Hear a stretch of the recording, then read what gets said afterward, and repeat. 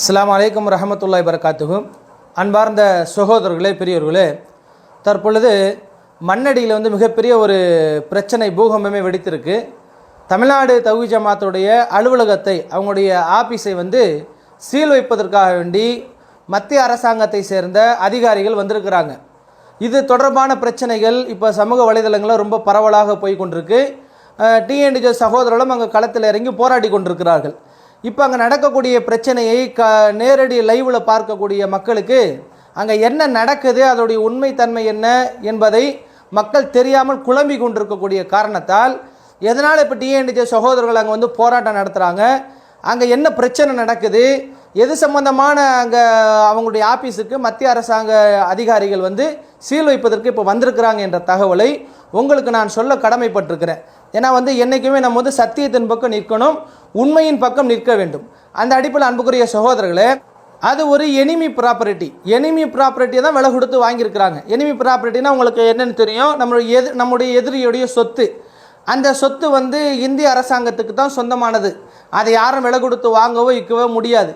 ஆனால் இவங்க தமிழ்நாடு தௌஹீத் ஜமாத்தினர் ஏமாந்து அந்த சொத்தை வாங்கியிருப்பாங்க போல இருக்கு. இப்போ மத்திய அரசாங்கம் என்ன செஞ்சுருக்கிறாங்கன்னா, இந்தியா முழுக்க எனிமி ப்ராப்பர்ட்டி எங்கெல்லாம் இருக்குதோ அதையெல்லாம் அவங்க சீல் வைக்கக்கூடிய நடவடிக்கையில் இறங்கியிருக்கிறாங்க. அந்த லிஸ்ட்டில் பார்க்கும் பொழுது தமிழ்நாடு தௌஹீத் ஜமாத்துடைய மாநில தலைமை ஆஃபீஸ் இருக்க அலுவலகம், அதுவும் எனிமி ப்ராப்பர்ட்டி தான் என்பது அத்தாரிட்டியோடு அவங்க ஆதாரத்தோடு இறங்கியிருக்கிறாங்க. அப்போ இறங்கியிருக்கக்கூடிய சமயத்தில் தமிழ்நாடு தௌஹீத் ஜமாத்து மாநில நிர்வாகிகள் என்ன கேட்குறாங்கன்னா, எங்களுக்கு அவகாசம் கொடுங்க, உடனே எங்களுக்கு காலி பண்ண சொல்லாதீங்க என்று சொல்லி அந்த மாநில நிர்வாகிகள் எல்லாமே அந்த அதிகார இடத்துல, மத்திய அரசாங்க அதிகார இடத்துல கெஞ்சுறாங்க. அப்போ அங்கே கெஞ்சக்கூடிய சமயத்தில் அங்கே இருக்கக்கூடிய அந்த லேடிஸ் ஒருத்தங்க ஹிந்தியிலே பேசுகிறாங்க பாருங்க, எங்கள் சொத்துக்கு நாங்கள் உங்களுக்கு எதுக்கு அனுமதி தரணும், எதுக்கு அவகாசம் தரணும், இது எங்கள் சொத்து, நாங்கள் அப்படி தான் சீல் வைப்போம் என்று சொல்லி அங்கே உரிமையோடு அந்த அம்மா பேசுகிறாங்க. அப்படி பேசும் பொழுது தமிழ்நாடு தௌஹீத் ஜமாத்துக்கு சொந்தமான இடமா இருந்தாது என்று அவரோட எந்த ஆவணமும் கிடையாது. அப்போ எனிமி ப்ராப்பர்ட்டி தான் என்பதற்கு வந்திருக்கக்கூடிய அதிகாரிகள் ஆதாரம் வச்சிருக்கிறாங்க. தமிழ்நாடு தௌஹீத் ஜமாத்துக்கிட்ட அது எங்களுக்கு உண்டான சொத்து என்பதற்கு எந்த விதமான ஆதாரமும் இல்லை. ஆதாரமும் இல்லாதனால தான் அவங்க என்ன செய்கிறாங்கன்னா, அந்த அதிகார இடத்துல கெஞ்சுறாங்க, காலில் விழுவாத குறையாக சீல் வச்சிடாதீங்கன்னு கெஞ்சுறாங்க. அப்போ அந்த அம்மா ஒரு முடிவாக சொல்லுது, ரஹமத்துல்லா என்பவர் எங்க, அவர் பேரில் தான் எனிமி ப்ராப்பர்ட்டி இருக்குது, இது உங்களுக்கு சேராது, இந்த கட்டடத்தை நீங்கள் அணிவிக்கக்கூடாது, இது அரசாங்கத்துக்கு சொந்தமானது, அப்போ நீங்கள் ஏமாந்து வாங்கினா அதுக்கு நாங்கள் என்ன செய்ய முடியும் என்பது அடிப்படையில் அந்த அம்மாவும் பேசுகிறாங்க.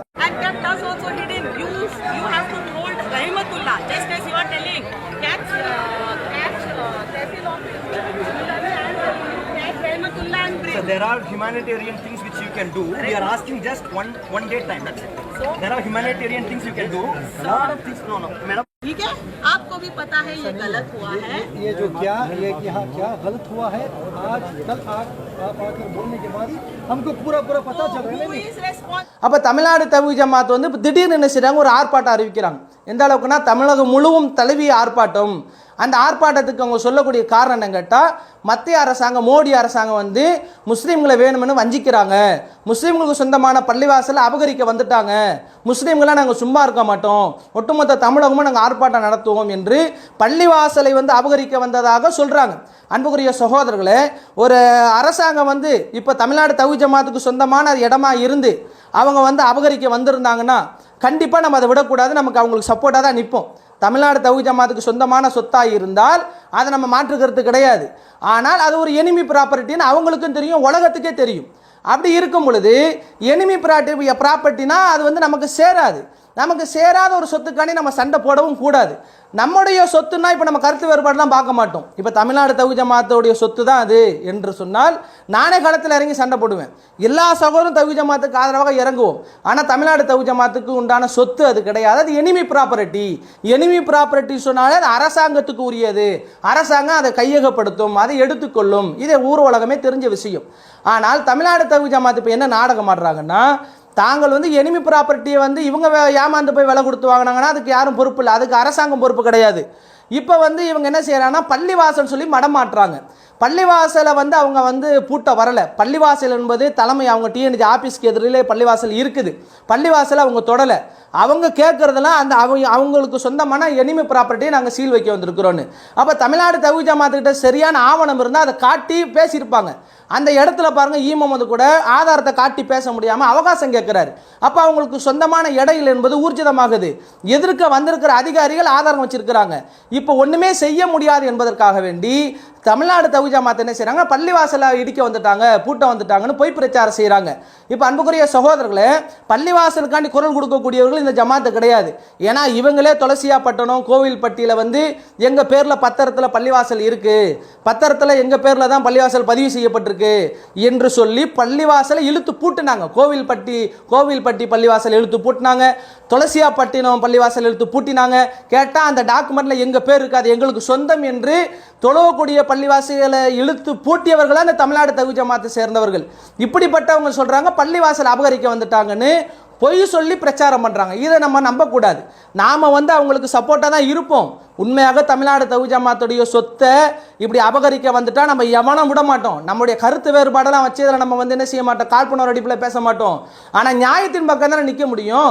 அரசாங்கம் வந்து எடுக்க வந்தது தமிழ்நாடு தவ்ஹீத் ஜமாத்துடைய சொத்து இல்லை, அது எனிமி ப்ராப்பர்ட்டி. எனிமி ப்ராப்பர்ட்டிக்காண்டி நம்ம குரல் கொடுக்க கூடாது. அப்போ நியாயத்தின் பக்கம் தான் ஒரு முஸ்லீம் நின்று போராடணுமே தவிர அநியாயத்தின் பக்கம் போகக்கூடாது. ரசூலுல்லாஹி ஸல்லல்லாஹு அலைஹி வஸல்லம் சொல்லியிருக்காங்க, மற்றவங்களுடைய இடத்த ஒரு ஜான் அளவு இடம் கூட நம்ம வந்து கையகப்படுத்தக்கூடாது, அதை எடுக்கக்கூடாது என்றெல்லாம் இஸ்லாம் நமக்கு சொல்லுது. நம்முடைய இஸ்லாமிய இடத்தை எவ்வளவு இடத்த வேணாலும் பிறர் சுரண்டி இருக்கலாம், ஆட்டையப்பட்டு இருக்கலாம்.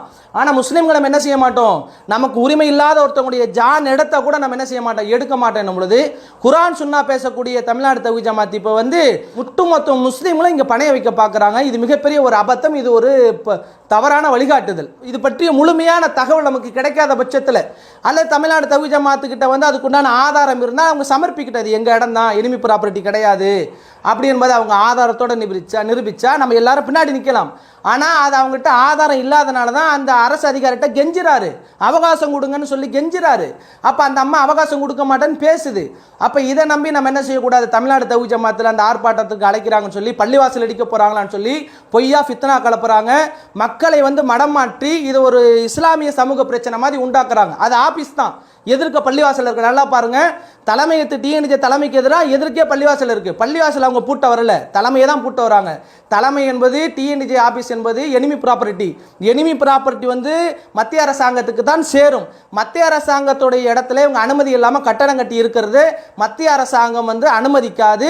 அவர்கள் எடுத்து அவங்க எடுக்க வந்தால் நம்ம வந்து அவங்க பக்கம் தான் நிற்கணும். அதாவது நியாயத்தின் பக்கம் நிற்பதா இருந்தால் அவங்க அரசாங்கம் அதை எடுத்துட்டு போடுறாங்க, நாம அமைதி காப்பதை தான் இந்த இடத்துல நியாயமே தவிர டிஎன்ஜிக்கு குரல் கொடுப்பது நியாயம் கிடையாது. அல்லது டிஎன்ஜிக்கு சொந்தமான இடமா இருந்தால் அவங்க ஆதாரம் காட்டியிருக்கணுமே, ஆதாரம் காட்டவும் முடியாது. வீடுன்னு சொல்லி இந்த பில்டிங் எடுத்துட்டு ஒரு அமைப்புடைய தலைமை அலுவலகமா செயல்படுத்துறாங்க ஒரு குற்றச்சாட்டம் வந்து.